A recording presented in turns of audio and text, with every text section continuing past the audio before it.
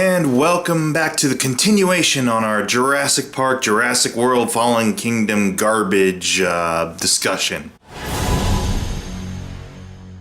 As was previously mentioned in my Fallen Kingdom review, I feel like the Jurassic Park influence of this franchise has pretty much worn out its welcome.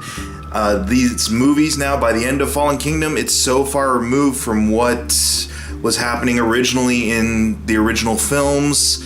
The theme of us tampering in God's domain is pretty much done and over with. We tampered in God's domain, and now, spoiler alert for all of you out there, dinosaurs are running wild. So now that we have basically become so far removed from the original movie and its premise and its themes that we're just into full-on action schlock now, I say just go with it, Universal Studios. And while you're at it, just rebrand what used to be Jurassic Park and Jurassic World into something maybe a little bit more just on the nose. Something that can appeal to all of our little kid fantasies for action and over-the-top spectacle, which you keep promising in these movies but never fully deliver on. Now is the time to fully deliver on it, and I have the perfect franchise for you that just happens to be a guilty pleasure of mine that can kind of catapult what used to be Jurassic Park into this new direction you seem to be going with.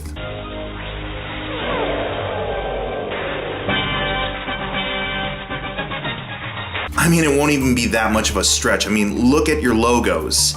They're only just slightly off from each other. You can rework this and evolve one into the other pretty easily at this point. For anyone who is unfamiliar with this franchise, Dino-Riders was basically a concept created just to sell toys. Tycho, I believe, was the original holder to the license, and they ended up creating a bunch of stuff like comic books, and also 14-episode run in the Marvel Action Hour, I believe, in the late 80s. And I get a lot of joy out of watching the pilot episode of Dino-Riders. I remember owning the VHS when I was really young of the first adventure, and really just being drawn in by the idea of, like, cool, people riding dinosaurs with lasers attached to their heads. We're going down Dr. Evil route, I know, but it's unabashedly glorious.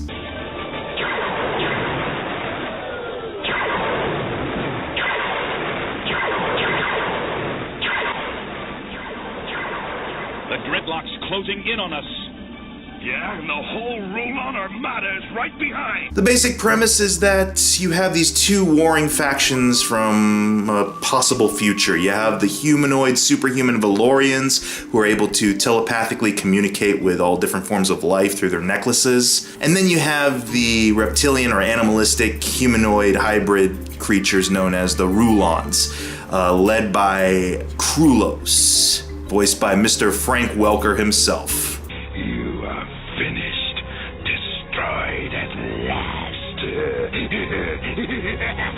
They're locked in an eternal struggle like all these fantasy armies are, and at one point they try to make a time jump to escape the Rulons, and both parties end up crashed down on prehistoric Earth. So you basically have a Transformers-style plot taking place with two warring factions, except instead of the transforming robots as the gimmick, it's now both factions have brought dinosaurs into the fight.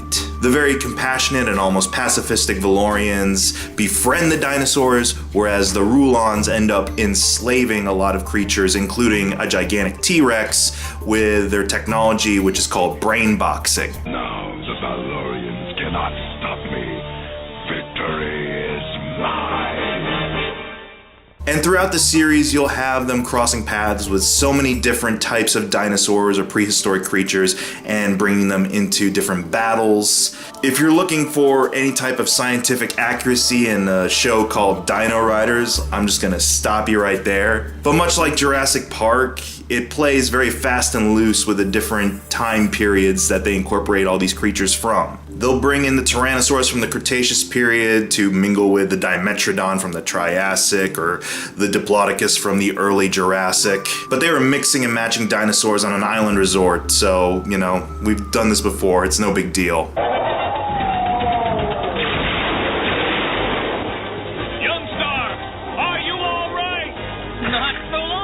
And yeah, the guilty pleasure appeal for me extends no further than the fact that I just like the idea of people using dinosaurs for warfare. It's a stunning visual when you see it on the toy boxes and when you see it at play in the series. And that's why I kind of feel at this point with this latest Jurassic World movie, you can go that route now. I think the audience would be ready to kind of see a big screen adaptation of this type of premise. If the world has plenty of room for high standard fantasy like Lord of the Rings or Chronicles of Narnia, and also room for midland to very low quality stuff like Jupiter Ascending and Valerian, I personally think there is room enough for Dino-Riders to be worked into that mix. The great thing is you really don't have to start fresh. You can piggyback off of Jurassic World now because Jurassic World has literally become Jurassic World. Just go full Planet of the Apes on the concept and make it to a point where it's several thousand or even millions of years down the line, humanity's kind of very much died out. The Rulons could be these humanoid dinosaur hybrids, which don't deny that you were thinking about going down that route, Universal. I've seen the concept art for Jurassic Park 4. I know that you were possibly thinking about human dino hybrids long before I thought of this. Yeah, just make one of them an evil prehistoric frog mutant with the voice of Frank Welker. There's your Krulos right there. Do not grow too bold, Russ. Of course not, Lord Krulos. And then have like the human resistance be what we call now the Valorians, and they've developed kind of these empathic abilities over time. They've evolved to the point where they're able to communicate on a different wavelength than just verbalization. Dive, Dawn.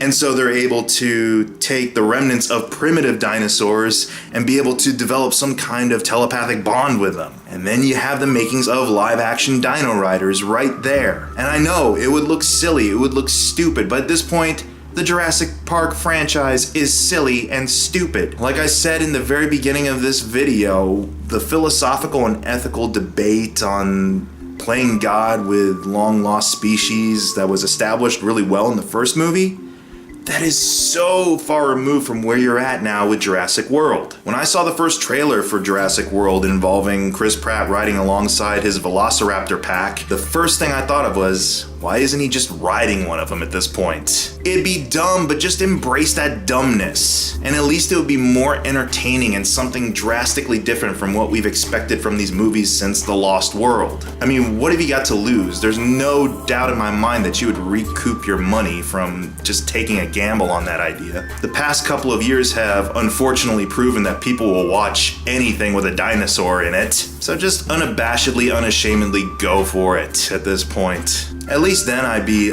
maybe a little bit more invested knowing that, oh, I'm seeing a character I grew up watching. I like the character of Krulos. He's just so vile and gross. I kind of like the Valorians just because they're all around good guys, but they all have their own internal struggles. There's a character in there named Youngstar who is basically A New Hope Luke Skywalker is an impulsive brat, but he's not over the top annoying like some of these kids could be in these movies. You've come a long way to die, youngster.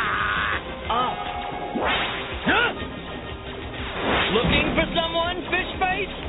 I guess what I'm kind of saying, and this kind of sums up my thoughts about Dino-Riders and Jurassic Park as a whole, is that I'll always appreciate what Jurassic Park was. It was this cool little science fiction story that asked some major questions about our power as a species and our ability to kind of use science for both beneficial and malevolent ends. But those gray areas, like I said, are gone in the franchise. You're just a shade away from being in the Dino-Riders territory at this point that you just might as well fully embrace it unashamedly. What do you all think? Do you think Jurassic World at this point should just full-on transition into a Dino-Riders universe? Let me know below. Alright, I'm done talking about dinosaurs for a little bit. Time to go focus on something for the summer for my guilty pleasure treasures. What should I focus on?